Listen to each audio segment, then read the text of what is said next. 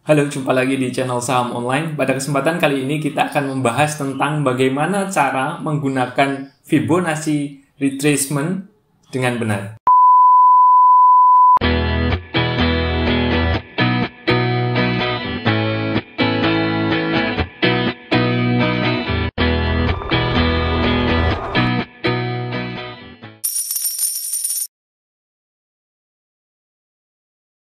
Sebelum kita membahas Fibonacci retracement lebih lanjut, kami ingin menyampaikan ke rekan-rekan bahwa Fibonacci retracement ini kita bisa mendefinisikan dengan sederhananya adalah sebagai garis-garis yang ditentukan sebagai support dan resisten yang disukai banyak orang. Ya, artinya ketika itu disukai oleh banyak orang, maka kemudian itu juga dipakai oleh banyak orang. Ketika itu dipakai oleh banyak orang, maka kemungkinan di titik-titik tersebut akan terjadi hal-hal yang penting yang mempengaruhi keputusan-keputusan trading selanjutnya. Rekan-rekan bisa memahaminya dengan cara yang sederhana seperti itu. Lalu kita akan bahas di slide berikut ini. Baik, kita langsung masuk slide saja ya. Jadi, rekan-rekan harus memahami yang ada di layar Anda sekarang adalah 3 jenis tren ya. Dan tidak semua kita bisa sebut sebagai trending ya.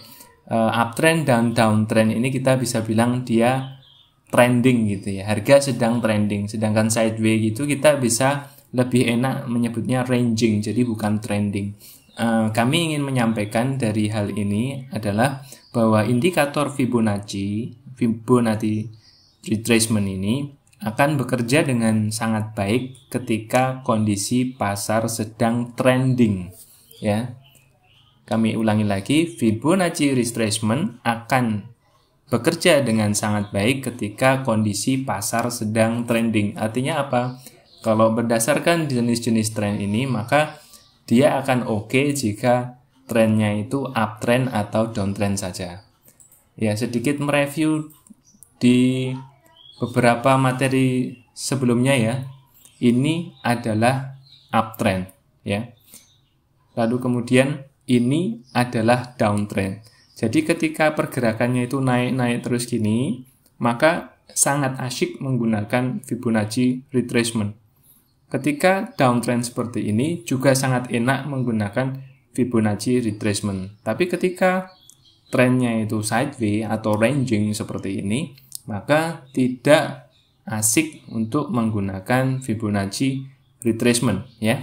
Dan rekan-rekan harus pahami, rekan-rekan secara sederhananya, rekan-rekan bisa melakukan go long atau order buy atau beli pada retracement di level Fibonacci support ketika ya harga sedang trending naik, uptrend seperti pada gambar yang ada di layar ini ya. Ini namanya uptrend dan ini akan oke kalau rekan-rekan beli ketika di support apa? Support Fibonacci itu. Nanti kita akan gambar.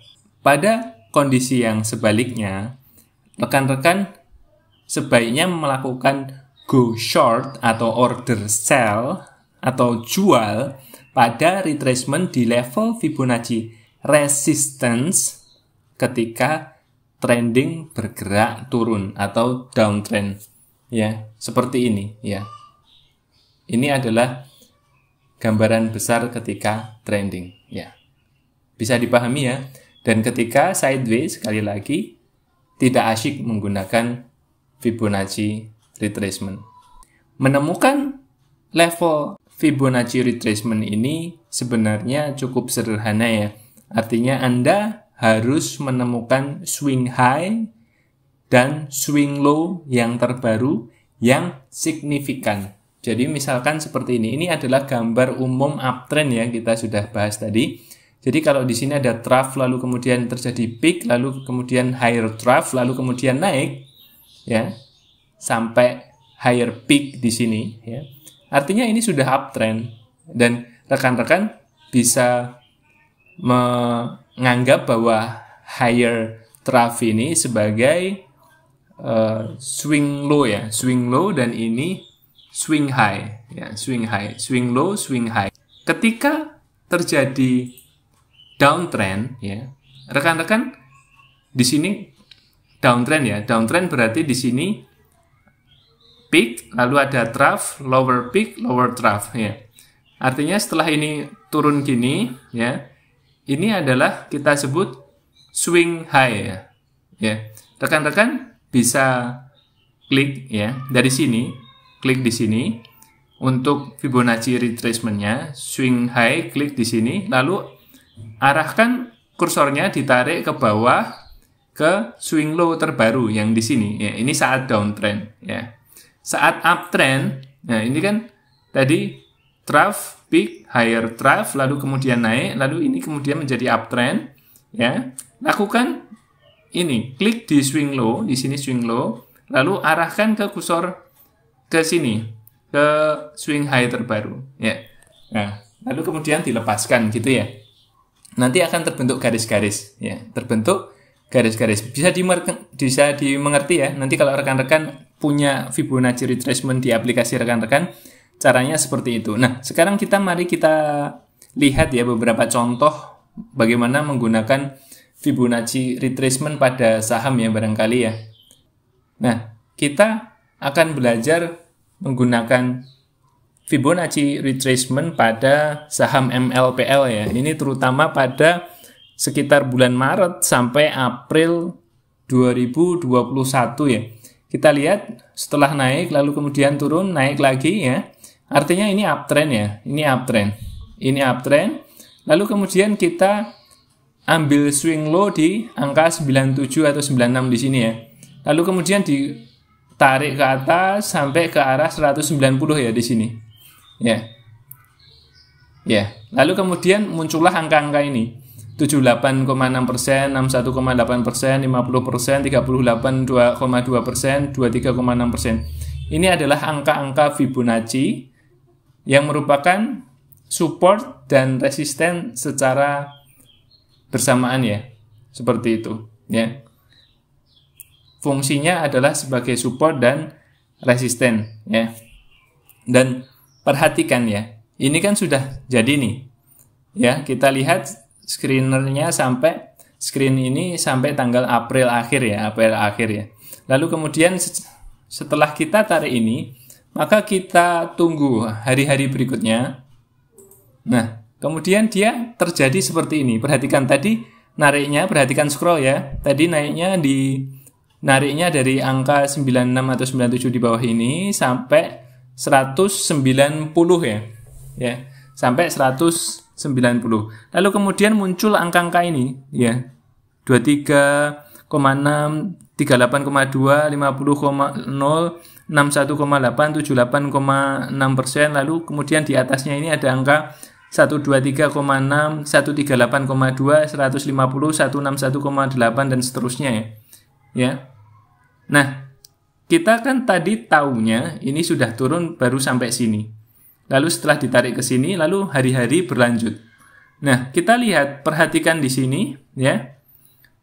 Di sini pada Fibonacci retracement level 61,8%, kira-kira di angka 154 itu atau 155 itu di sini terjadi pergolakan nih. Ya, turun, lalu kemudian naik, turun, lalu kemudian akhirnya naik, ya, naik ke atas disertai dengan disertai dengan volume. Dan kita tadi ingat ya teori yang kita sampaikan di depan, yang saat uptrend maka beli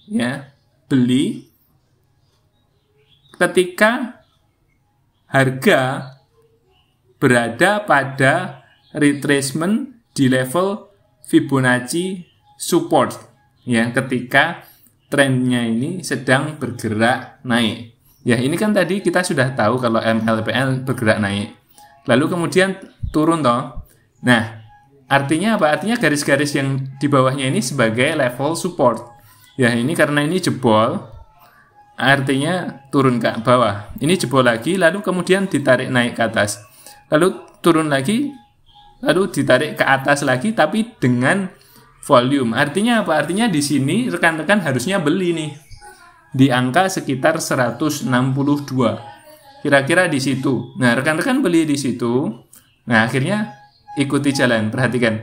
Ini breakout level 78%, lalu breakout di atas sempat memantul ya, tertahan di level 190 ya, di level 100%-nya ini ya.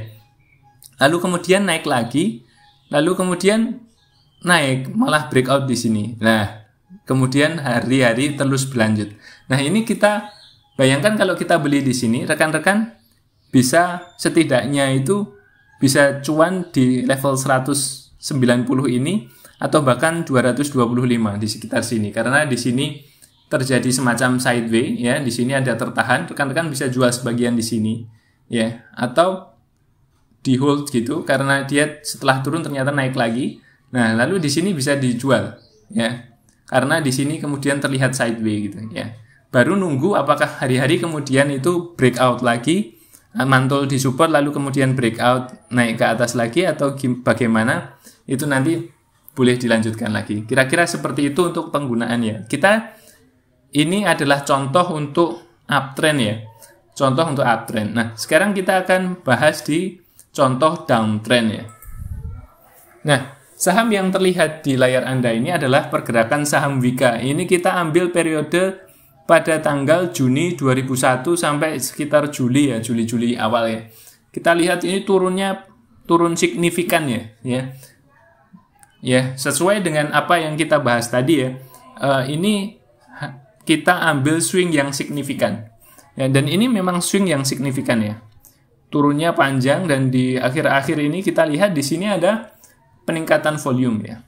Nah, maka kita tarik nih swing high yang pertama. Perhatikan ya bedanya ya. Kalau tadi swing low-nya itu 0%, swing high-nya 100%, tapi kalau pas downtrend itu swing high-nya itu 0%, swing low-nya 100%. Perhatikan, kita nih dari swing high ini turun, lalu kemudian ada tanda-tanda naik. Kita tentukan ini sebagai swing low. Jadi tarik dari swing high di angka 1352 ini, 1350-an ini, lalu kemudian sampai pada angka 100% ini di 955 ya, di angka sekitar 955. Lalu kemudian secara ajaib muncul angka-angka Fibonacci ini ya. Ya. Lalu kemudian kita akan tunggu nih. Ya, perhatikan ya. Ini naik, lalu kemudian di sini ada kena resisten nih. Lalu apa yang akan terjadi selanjutnya? Nah, ini ada kelanjutan dari tadi. Tadi kan kita narik di sini sampai di sini ya. Lalu kemudian ini naik, lalu di level Fibonacci 78,6% ini ternyata dia mantul ke bawah. Lalu kemudian harga bergerak ranging sideway di harga ini, lalu kemudian ini breakout. Tapi perhatikan ya, ingat ya, perhatikan. Ketika downtrend, maka yang diperhatikan adalah resistennya. Ya, resisten. Jadi karena downtrend, maka arahnya kemungkinan besar akan ke bawah ya, ke bawah. Lalu kemudian ini ada breakout disertai dengan kenaikan volume. Lalu kemudian di sini ada penolakan nih dengan volume yang hampir sama besarnya. Setelah breakout, mau breakout lagi, di bawah turun lagi. Artinya di level 61,8% ini, di 1100 ini, ada level resisten yang cukup kuat. Lalu kemudian ini turun ya, membentuk lower low di sini ya, dengan volume yang tinggi juga. Nah, ini harusnya sell nih di sini nih ya. Lalu kemudian perhatikan ya, dia breakdown support di 70 level Fibonacci 78,6%. Lalu kemudian turun lagi. Di sini sempat ada ini ya, ada semacam tahanan di sini ya, di level 100% ini ya. Lalu kemudian di breakdown lagi, lalu kemudian dia berubah menjadi resisten, lalu kemudian turun.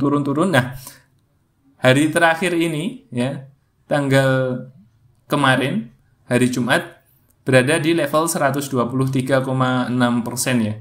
Nah, kita akan lihat nih nanti seperti apa. Tapi kita tergantung, kalau bisa breakout resisten ya, maka ada kemungkinan akan beli ya, tapi itu nanti kalau sudah di atas 955 lagi ya.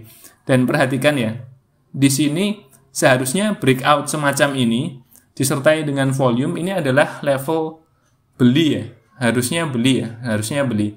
Tapi ternyata di sini dia mengalami penolakan dari resisten yang cukup strong ya, cukup kuat. Artinya di sini itulah sebabnya kenapa kita memerlukan manajemen risiko. Kadang-kadang setelah breakout masih ada sesuatu yang menahannya, lalu kemudian akhirnya dibawa turun lagi. Dan kita lihat pada candle ini, perhatikan scroll, dia jebol support garis 78,6% ya. Ini adalah resisten ya. Setelah bergerak ranging antara 78,6 sampai 100% ini ya. Lalu kemudian breakout resisten di 78,6%. Lalu kemudian harusnya kita belinya itu ketika setelah breakout lalu kemudian dia retrace dari angka resisten yang tadi 78% ini, itu harusnya naik. Kalau ini naik maka beli. Nah, tapi ternyata di sini ini terjadi breakdown. Ya akhirnya ya sudah tidak jadi beli. Akhirnya harga memang mau turun nih. Nah, sesuai support dan resisten lagi. Ya, kira-kira seperti itu ya untuk penggunaan Fibonacci retracement ini ya. Jadi dari dua contoh di atas kita dapat melihat bahwa harga menemukan beberapa support dan resisten sementara pada level Fibonacci retracement ini ya, level-level angka persenan yang tadi sudah kita bahas ya. Nah, karena banyak orang yang menggunakan indikator Fibonacci ini, maka level-level tersebut akan terpenuhi dengan sendirinya sebagai level support dan resisten ya. Jadi ini penting untuk dipahami, dan rekan-rekan ketika membeli ini, rekan-rekan juga harus mempelajari ilmu-ilmu yang lain. Seperti tadi kita bahas tentang buy on breakout seperti itu, atau buy on weakness. Konsep semacam itu harus rekan-rekan pahami dan rekan-rekan bisa mempelajarinya di channel ini ya. Dan satu hal yang perlu diperhatikan bahwa harga tidak selalu mantul pada dari level-level ini ya. Jadi ini adalah sekali lagi tadi definisi di atas di awal tadi kita sudah bahas, ini harus dipandang sebagai area yang diminati ya. Jadi seperti itu. Ya, saya rasa cukup sekian, sampai jumpa di pertemuan berikutnya.